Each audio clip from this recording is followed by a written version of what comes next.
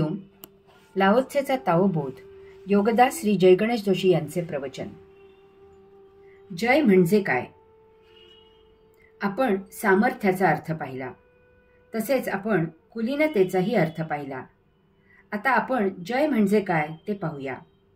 म्हणजे लाओत्से कुलीनतेचा सामर्थ्यावर जय होतो असे का म्हणतो ते उमजेल.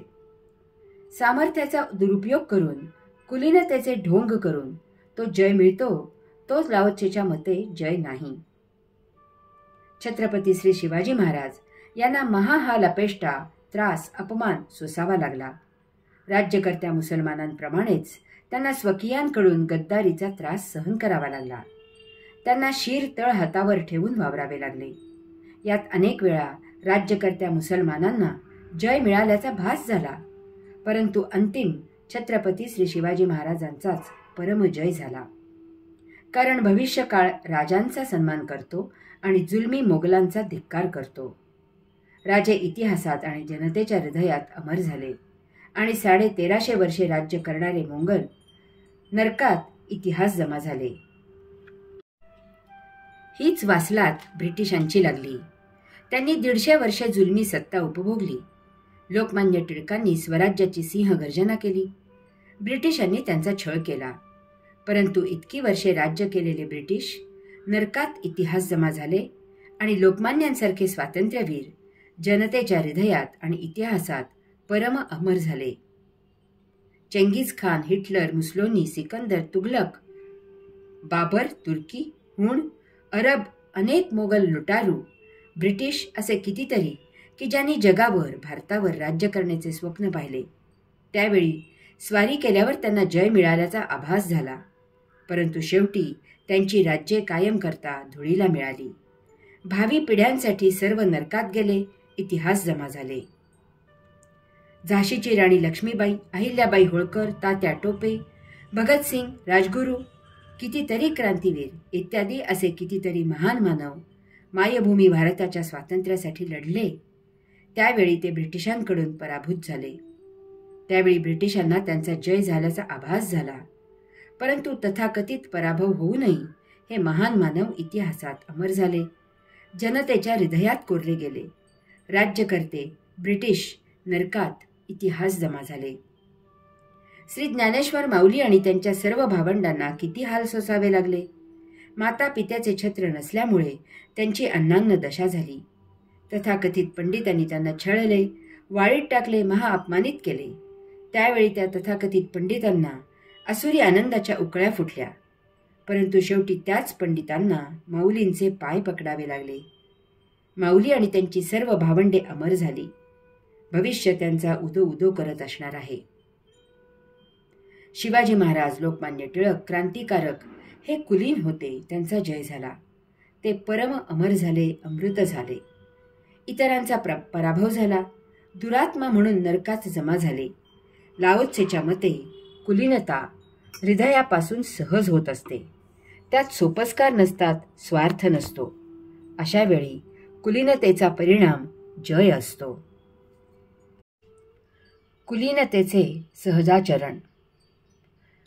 ओवीचा शेवट करताना लाओत्से सांगतो की मासा सखोल पाण्यात ठेवला पाहिजे आणि राज्यांची विध्वंसक अस्त्रे शस्त्रे कोणालाही सापडणार नाहीत अशा जागी ठेवली पाहिजेत. लाओत्से चिनी होता हे येथे लक्षात घ्यावे. लाओत्से म्हणतो मासा सखोल पाण्यात ठेवला पाहिजे. पौर्वात्य प्रदेशात मासे खाण्याला फार प्राधान्य आहे. पूर्वी सदनिका हा प्रकार नव्हता. घरासभोवती परसबाग असे, त्यात आवर्जून भाजी लावावी तसे एक छोटे डबके करून त्यात मासे पाळले जात असत. डबक्यातील ताजे मासे खाणे ही मोठी ऐट असायची. आजही भारतात, बंगालमध्ये अशी फिशपॉन्ड्स आहेत. लाओत्सेला सांगायचे आहे की या ऐटीची जाहिरात कशाला? काय पाहिजे तुम्हाला? ताजे मासे खायचे आहेत, ते बाळगा, खा. त्याचा दिखाऊपणा, बडेजाव कशाला करायचा? याचप्रमाणे आपल्या कुलीनतेचे, शालीनतेचे प्रदर्शन कशाला करायचे? कुलीनता हा स्वभाव असला पाहिजे. कुलीनतेचे आचरण सहजच झाले पाहिजे. मी मातेचा आदर करतो असे कोणी कोणाला सांगत नाही, हे गृहीतच धरलेले आहे. ते प्रत्येक घरी सहजच घडते. तसेच शालीनता आपल्या आचरणात सहजच असली पाहिजे, त्यात दाखवण्यासारखे काहीही नाही. तसेच कुलीनता दिखाऊ वरवर नसावी.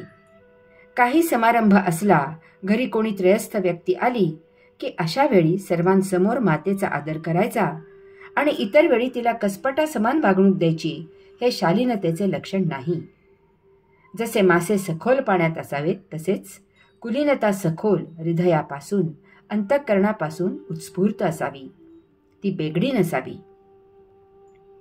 लाओ त्से पुढे सांगतो की राज्याची विध्वंसक अस्त्रे शस्त्रे कोणालाही सापडणार नाहीत अशा जागी ठेवली पाहिजेत. असे सांगण्याचा हेतू म्हणजे अशी भयानक विध्वंस करणारी अस्त्रे शस्त्रे कोणा भलत्याच्या हाती पडली तर त्याचा दुरुपयोग होऊ शकतो. आज पाकिस्तानातील अण्वस्त्रे आतंकवाद्यांच्या हाती पडतील की काय या काळजीने जगाची झोप उडाली आहे, कारण यामुळे जगाला फार मोठा न परवडणारा असा धोका आहे. त्यामुळे अशी अस्त्रे शस्त्रे फार सुरक्षित ठिकाणी साठवली गेली पाहिजेत.